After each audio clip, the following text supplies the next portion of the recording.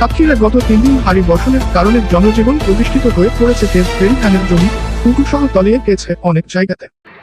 মোহাম্মদ হাফিজ, সাতক্ষীরা প্রতিনিধি।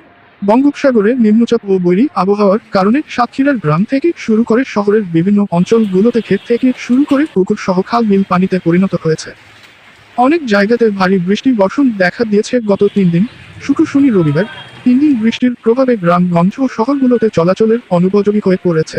বিভিন্ন জায়গায় পানিতে ডুবে গেছে অনেক মেটে ঘর, সোনার ফসল, মাছের ক্ষেত, কোটি কোটি টাকার ক্ষয়ক্ষতি হয়েছে।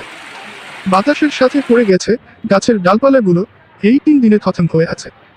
মোটর চালিত ভ্যান চালকরা বলেন, আমাদের মোটর ভ্যানে কোন মানুষ আসা যাওয়া করছেন না।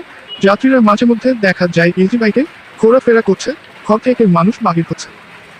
অনেকেও এলাকার মানুষেরা বলছেন, এরকম ভারী বর্ষণ আর 2-1 সপ্তাহ হলে আমাদের নিরুপায় হতে হবে। দিন গেলে 500 থেকে 1000 টাকা লাগে সংসার চালাতে, আর 1 সপ্তাহ বসে থাকতে হয়, তাহলে কষ্ট হয়ে পড়বে।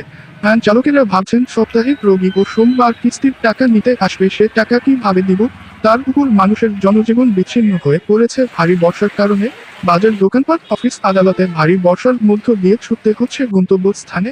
নিরুপায় হয়ে থেমে নেই জনসাধারণ। সাতক্ষীরা শহরে 72 ঘন্টা লাগাতার ভারী বর্ষণ, থেমে নেই এখনো বৃষ্টি।